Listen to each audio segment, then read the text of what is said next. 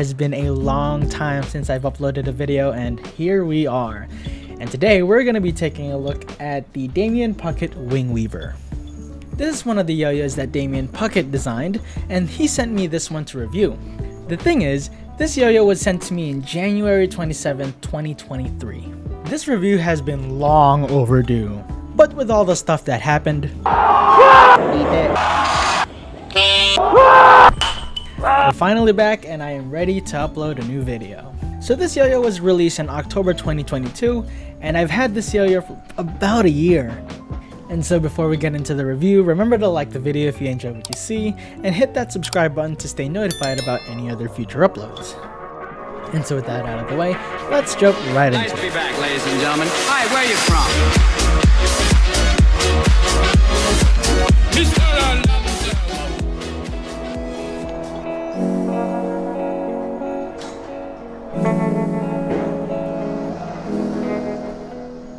Alright, so just a heads up. In this rating, 3 means it's simply average at that category, 4 and 5 means it's better, and 2 and 1 means it lacks or slightly underperforms, so keep that in mind. With that being said, let's start with the physical attributes. First, we have comfort. Now keep in mind that comfort varies depending on the person wielding the yo-yo, and so if you have thinner or thicker hands than me, this rating might vary for you. But nonetheless, it's still worth considering. Now if you want to figure out how comfortable a yo-yo is, all you really need to consider is how your fingers interact with the yo-yo and how it sits in your palm, both when holding it and when the yo-yo comes back to your hand.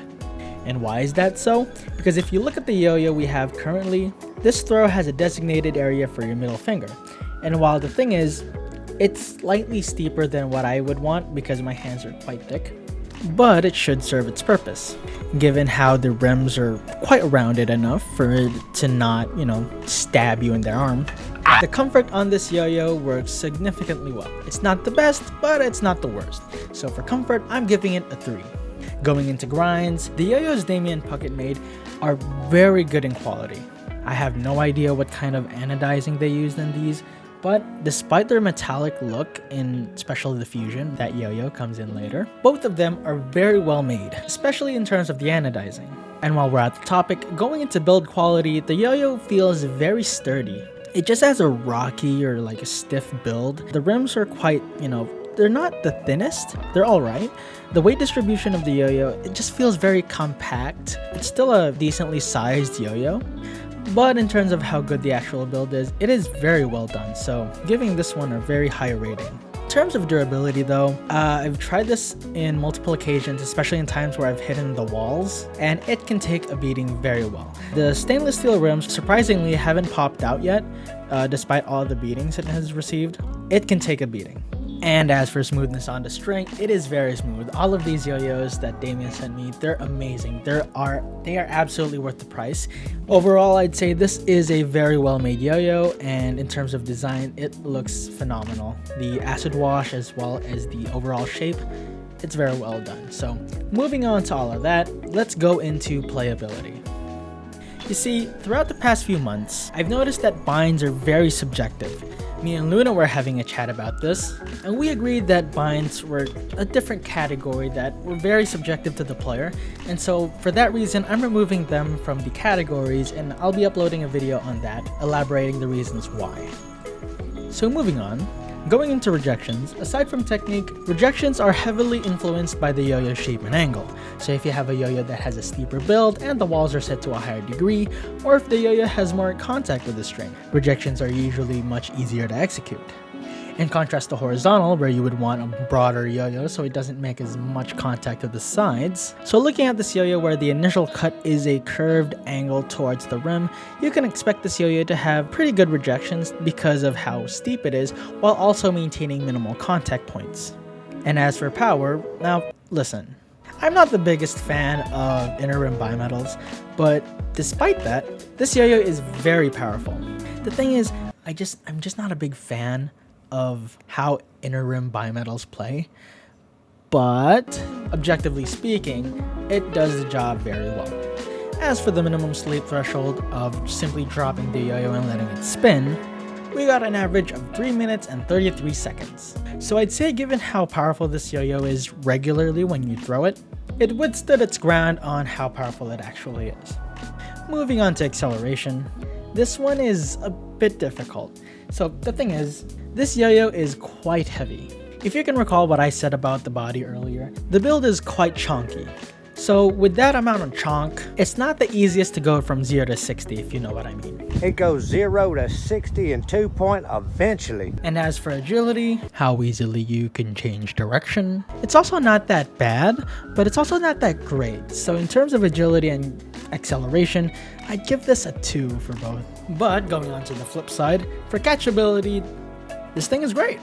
Almost the entire width of the yo-yo can catch the string, so given that, I'd give it a 5, honestly. And as for stability and horizontal, given how the yo-yo is slightly steep but there's still minimal contact points, the stability on this yo-yo is not that bad actually. So overall, this yo-yo performs very powerfully, I'd say. It's not the fastest, so you should expect a slightly slower moving yo-yo, but given that, you shouldn't have much trouble with this yo-yo. Moving on from all of that, let's continue to size comparisons. First off, here are these specs. Moving on to size comparisons, here is the WingWeaver next to the offset yo-yo's Deviant,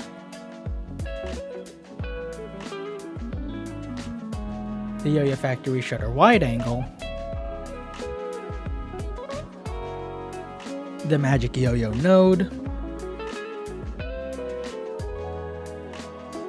the Yo-Yo Factory Edge 2022, and the Yo-Yo Friends Ray Tracer.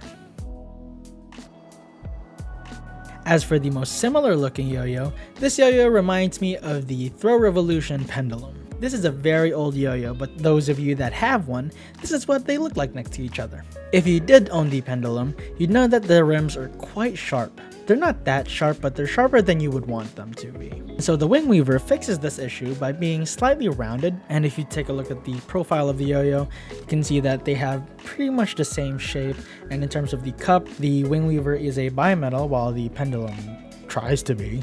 But in terms of weight distribution, they're actually quite similar. But going into conclusions, when I first saw this yo-yo, I already expected it to play similarly to the pendulum, because the pendulum and the ray tracer both feel the exact same way. While the ray tracer is slightly lighter, in this spectrum, the WingWeaver actually plays quite heavier than both of these. And while the weight doesn't really do any negative impact on the play of the yo-yo, I would definitely keep that in mind, especially when playing with it for long periods of time. But in terms of competition on if I would recommend it, honestly, this yo-yo is a pretty good go for a competition. It can withstand a lot of your heavy tricks. While it is more difficult to push around, that's actually not that bad of a characteristic for a yo-yo. But I wouldn't recommend this yo-yo to people that have slightly weaker arms, or just people that don't really like heavy yo-yos. But aside from that, if you like the design of the yo-yo, then go ahead. Moving on to the tier list, I'd put this yo-yo at A tier. It may not be my favorite, but it checks a lot of the boxes. And so with that, I hope you guys enjoyed this video. If you guys did, be sure to hit that like button and comment down any ideas you might have, and I'll check them out. If you want to keep seeing more videos like this, remember to hit that subscribe button and hit that notification bell to be reminded whenever I upload a new video. And with that out of the way, thank you guys for watching, and see you on the next one.